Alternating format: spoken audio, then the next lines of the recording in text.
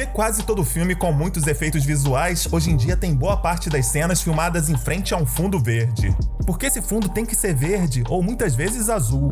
E como os efeitos evoluíram ao longo do tempo até essa técnica dominar os cinemas? A primeira resposta é a mais óbvia. Com a evolução das imagens geradas por computador, filmes como 300 de Zack Snyder mostraram para os estúdios que era possível economizar muito tempo e dinheiro usando o mínimo possível de cenários reais. A escolha da cor de fundo que depois vai ser substituída ocorre por vários motivos. O principal deles é que a pele humana tende a ser mais próxima do laranja. Ela contém uma quantidade considerável de vermelho. Já o azul e o verde são cores que ficam no lado oposto do círculo cromático. Então eles usam o fundo verde porque a gente não é nada verde, e muito menos azul.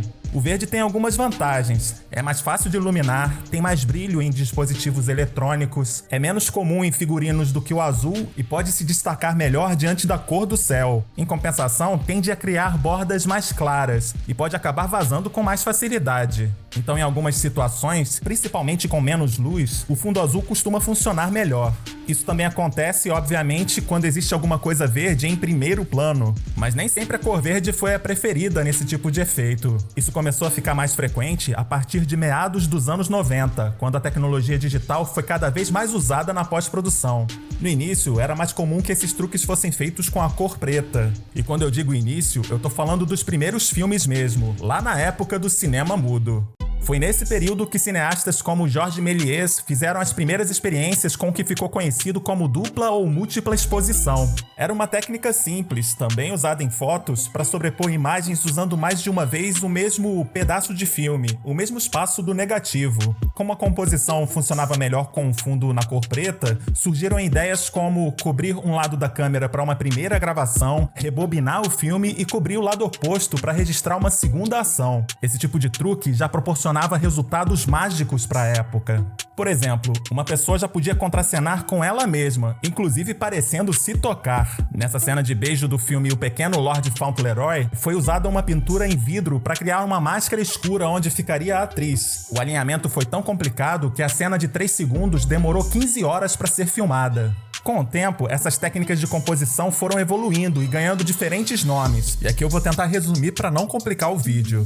O processo Williams permitia a criação de uma máscara com a mesma forma e tamanho daquilo que ficaria em primeiro plano, os atores, por exemplo, e ainda servia para acompanhar o movimento quadro a quadro. O cenário de fundo era filmado primeiro, depois filmavam os atores em frente a um fundo preto. Em seguida, faziam várias cópias com alto contraste para criar silhuetas que funcionariam como máscaras opacas. É o que chamam de matte. Só que os contornos não eram tão exatos, e para ter mais qualidade, geralmente tinham até que fazer retoques pintando manualmente. Já o processo Dunning fazia a composição das imagens direto na câmera, que usava 2 rolos de filme. Com o cenário de fundo já filmado, os atores gravavam em frente a uma tela que tinha uma iluminação na cor azul. É que para poder separar uma pessoa do fundo era necessário ter bastante contraste, então os atores eram iluminados com uma luz amarela. Mas embora a técnica exigisse cores na iluminação, o resultado final ficava em preto e branco mesmo.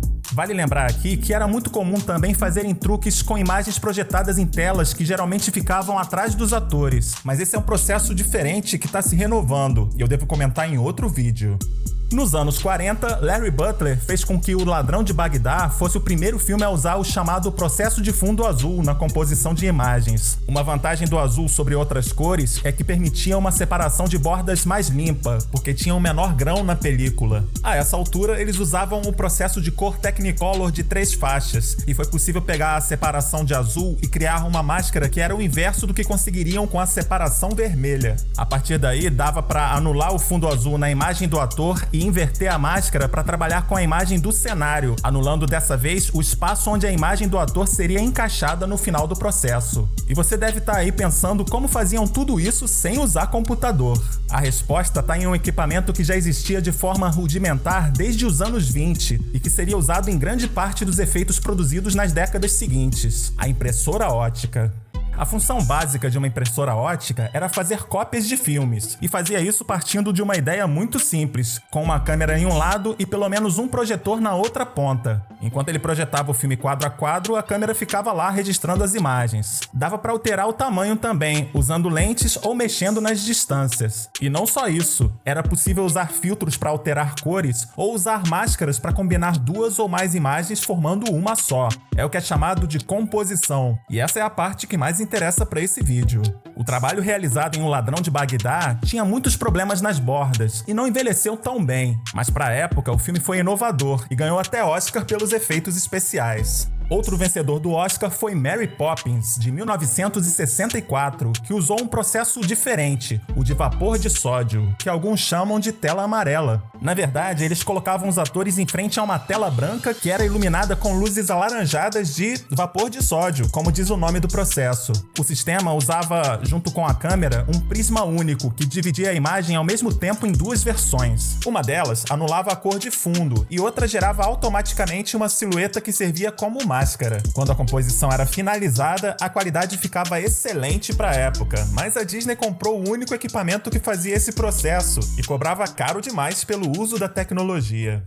Enquanto isso, o fundo azul não tinha morrido não, na verdade ele estava renascendo. E isso começou alguns anos antes, quando o engenheiro de efeitos especiais Petr Vlahos, inventor do processo de vapor de sódio, começou a estudar as falhas no uso da tela azul. Até aquele momento, como eu disse antes, as bordas ficavam bem ruins, dava para ver uma linha em volta dos atores, e era comum que o azul do fundo vazasse para a imagem em primeiro plano. Vlahos percebeu que teria que pensar além da separação de azul. Foi aí que ele teve uma luz, literalmente. I took the green separation and printed it with blue light. Esse foi só o início de um processo complicado, como dá para perceber nesse diagrama, mas o esquema era tão eficiente que, além de resolver ou amenizar muito as falhas na técnica, permitia que o efeito passasse a funcionar até com fumaça e objetos com transparência ou com desfoque por movimentos rápidos. O processo de diferença de cor, criado pelo Vlahos, foi o que predominou nas décadas seguintes e tornou possíveis filmes inovadores como os grandes clássicos de Star Wars. Mas mesmo com o avanço da tecnologia, a técnica ainda era bastante complexa. Esse vídeo mostra como uma cena relativamente simples precisou passar por 15 etapas na impressora ótica até o resultado final. Agora imagine o trabalho que era necessário para uma cena envolvendo dezenas de naves. Com o desenvolvimento da tecnologia digital, tudo mudou. As impressoras óticas foram substituídas por softwares cada vez mais avançados, e o resto da história você já conhece. Seja com tela verde ou azul, cada vez mais essa é uma tecnologia capaz de expandir as possibilidades criativas, e também aumenta o controle sobre o resultado final, que é o tipo de coisa que os executivos de Hollywood adoram. Muita gente não gosta, acha que o resultado ainda fica falso demais. Mesmo assim, como todo avanço tecnológico, esse já parece ser um caminho sem volta. E não tem problema nenhum nisso, pelo menos enquanto estiver a serviço da arte e nas mãos de quem sabe usar. E aí, gostou do vídeo? Então deixa seu comentário aqui embaixo. E como eu sempre digo, o like ou dislike fica por sua conta. Um grande abraço e até a próxima!